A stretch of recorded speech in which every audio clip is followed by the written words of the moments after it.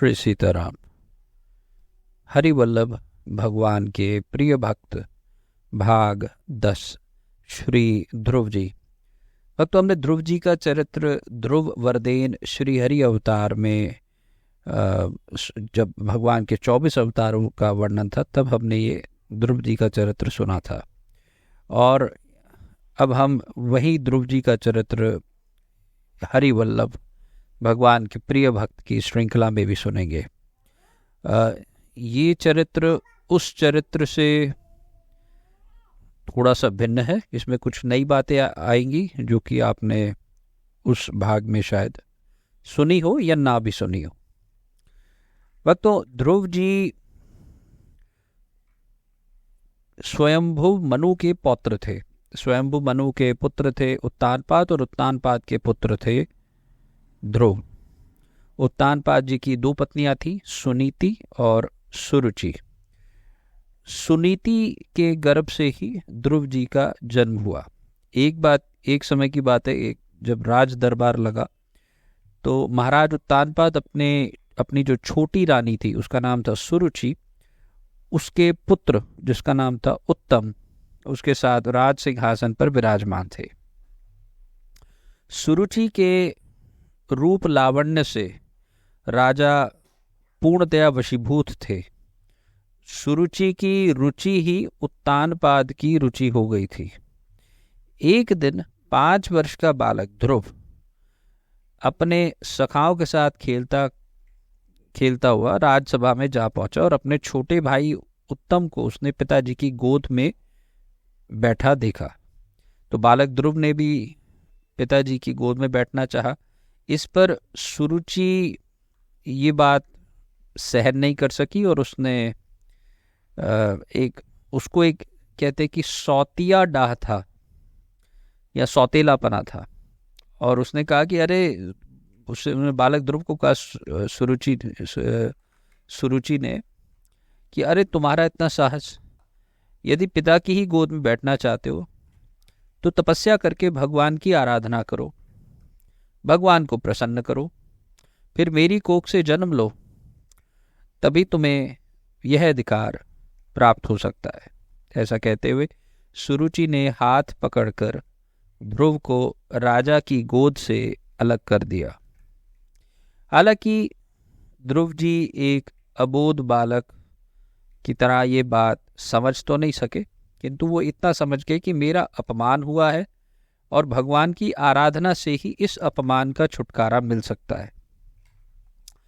इतनी बात तो उनकी समझ में आ ही गई थी, और केवल इतनी सी बात बालक ध्रुव को एक अमोघ भगवत कृपा का अनुभव कराने में हेतु बन गई थी। वक्त तो ऐसा होता है, हम कई बार ग्रंथ सुनते हैं कि अमुक काम मत करो, ज़्यादा मोह मत रखो, किंतु कभी कभी विपरीत परिस्थितियां ही प्रायः मनुष्य को भगवत कृपा प्राप्त कराने में बड़ी सहायक होती है। जैसा यहाँ भी हुआ, परिस्थिति ऐसी बन जाती है कि भगवान अपने आप आपको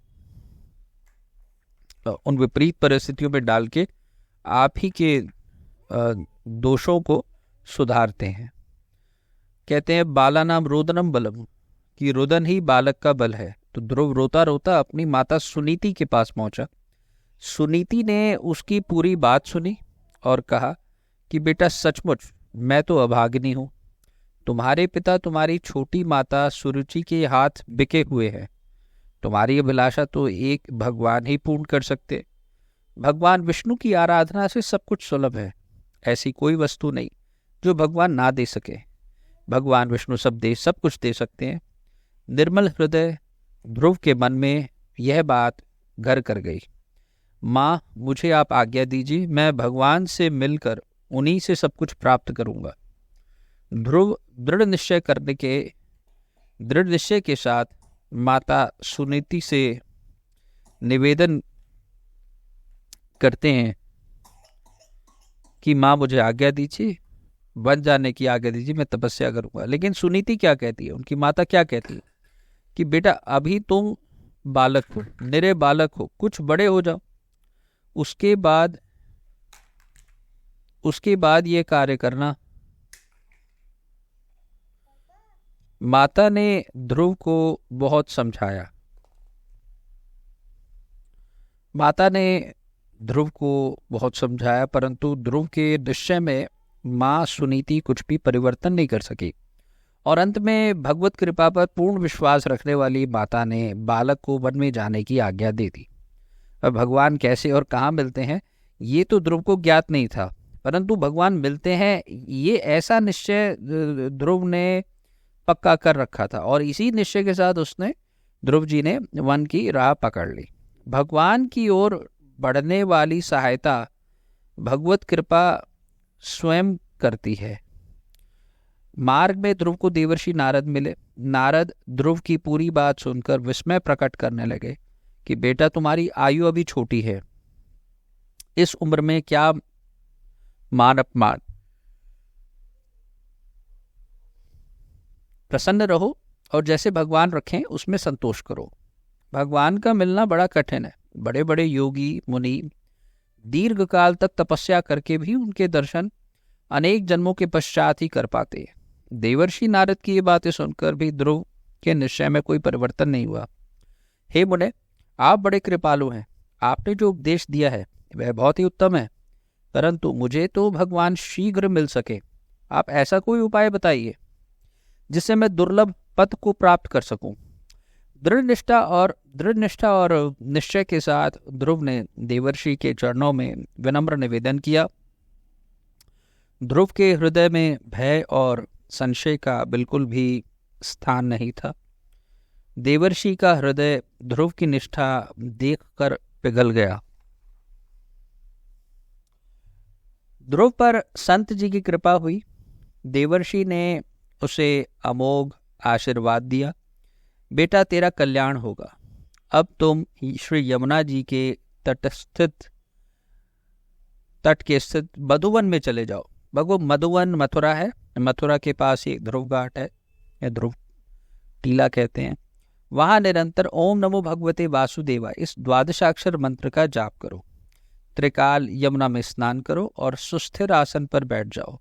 प्राणायाम करो, चित्त को स्थिर करो और एकाग्र करके भगवान विष्णु का ध्यान करो।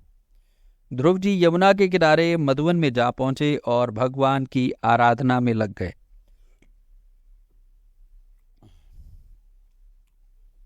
नारद जी की कृपा से उन्हें विधि का ज्ञान तो हो ही गया था, और दिन पर दिन वे अपने व्रत को कठोर करने लगे। निर्भय निर्द्वंद्व उपासना चलने लगी। भगवान की कृपा पर उनका पूर्ण विश्वास था, दृढ़ विश्वास था। मन, वाणी और शरीर तीनों से वे कृपा निधि भगवान के साथ एकाकार हो रहे थे। साधना में भय और प्रलोभन रूपा बाधाओं का तांता लग जाता है, तो ध्रुव के सामने भी बड़ी बड़ी भयंकर परिस्थितियां उत्पन्न हुई। उन्हें डराने के लिए बड़ी ही भयावनी राक्षसनी आई। माया ने एक माता सुनीति का रूप धारण किया और ध्रुव के सन्मुख प्रकट होकर अपनी ममता का जाल डालना चाहा। ध्रुव को तो एकमात्र भगवत कृपा का ही आश्रय था। उन्होंने उसकी बातें सुन करके अनसुनी कर दी। वे प्रभु के ध्यान में मग्न रहे। इतने में वहां आवाजें आई, मारो, पकड़ो, खा डालो। ऐसा चिल्लाते हुए भयंकर राक्षस प्रकट हो गए। माता सुनीति का रूप धारण करके जो माया का आर्तनाद सुना, तो उसमें भी ध्रुव अपनी तपस्या में अटल रहे। किसी भी तरह के विघ्न की उनकी साधना पर बाधा का कोई असर नहीं हुआ। कैसे भी विघ्नों का असर उनकी साधना पर नहीं हुआ। उनकी कठोर तपस्या करीब करीब 6 महीने की हो गई थी और सुरपति यानी इंद्र घबरा उठे। कहीं ध्रुव हमारा पद, इंद्र पद न छीन ले। तो सभी देवता भगवान के पास पहुंचे और भगवान ने देवताओं को आश्वासन दिया कि ध्रुव तो मेरा भक्त है, वह किसी का कोई भी अनिष्ट नहीं करेगा।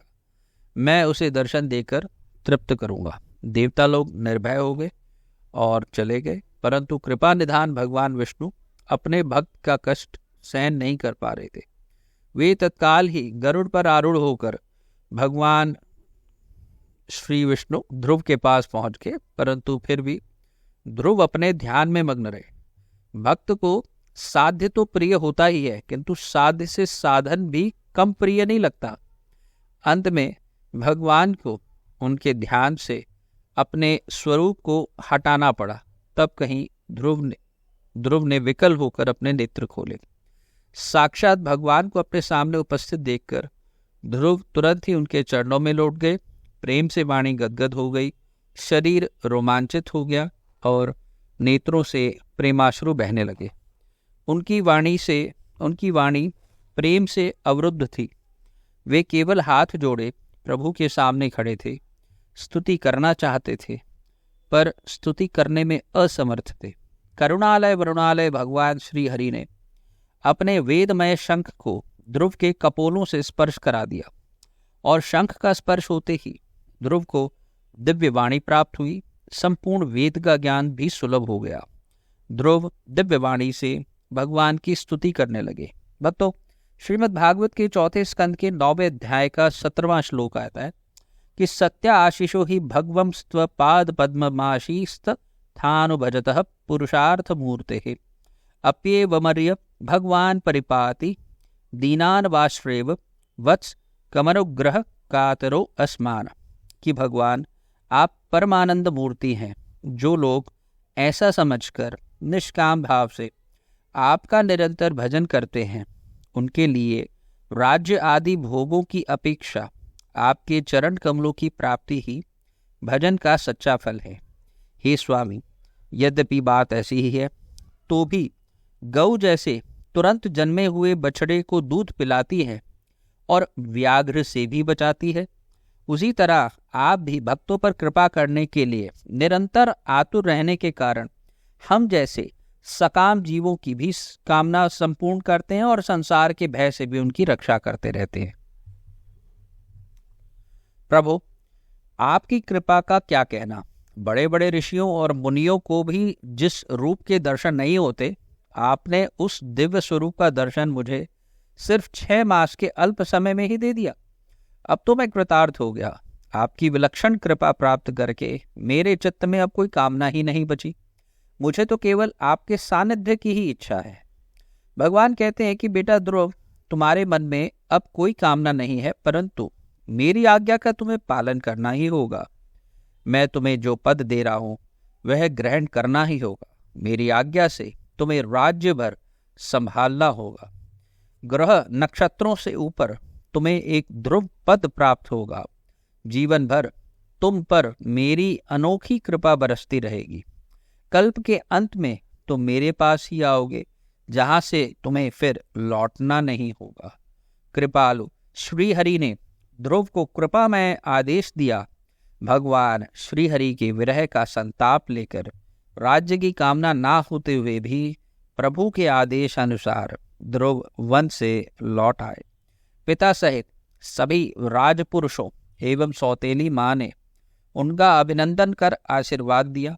सुनीति ने तो आरती उतारते हुए ही प्रेमाश्रुओं से अपने प्रिय पुत्र का अभिषेक किया।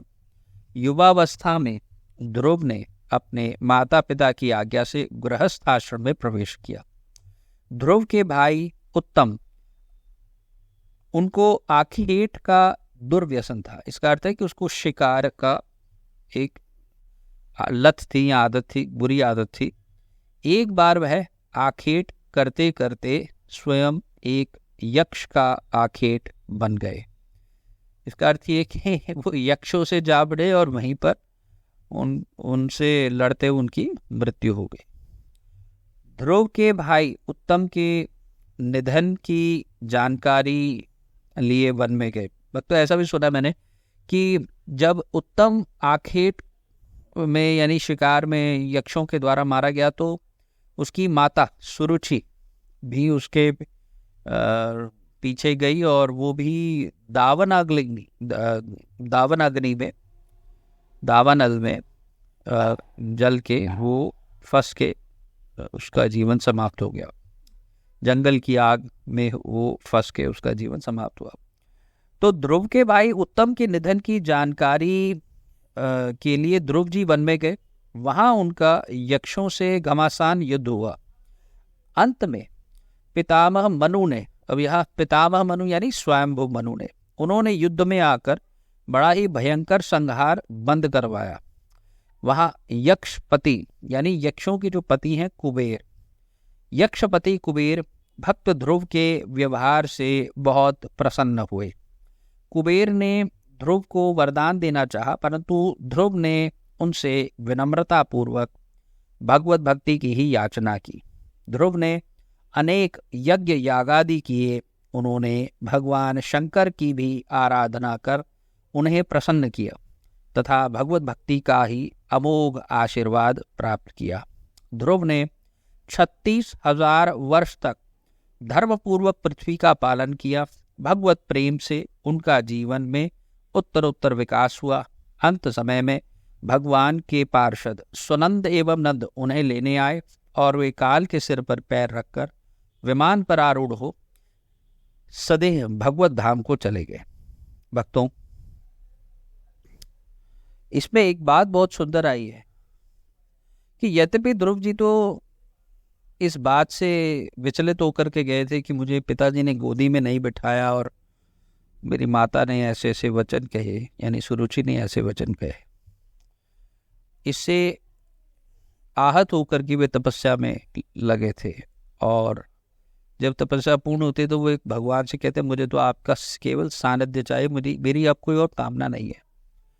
दूसरी बात, जब वे यक्षों से जीत जाते हैं तो कुबेर उनको कुछ वरदान देना चाहते हैं, लेकिन यहाँ भी वो यही कहते हैं कि मुझे तो सिर्फ भगवत भक्ति ही चाहिए और कुछ नहीं।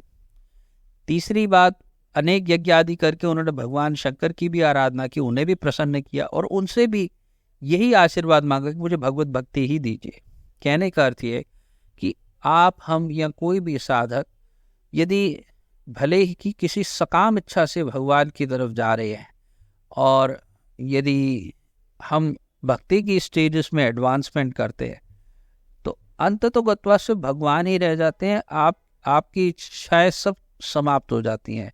आप सिर्फ यही चाहते हो कि मुझे और कुछ नहीं चाहिए, मुझे तो सिर्फ और सिर्फ भगवान ही चाहिए, अथवा भगवान की सेवा, सानिध्य, भगवान के भक्तों की सेवा आदि, यानी कि भगवत विषयक वस्तु ही चाहिए मुझे, और संसार विषयक या लौकिक या कुछ अन्य लोगों की इच्छा नहीं है, जो स्वर्ग आदि लोगों की भी इच्छा नहीं है।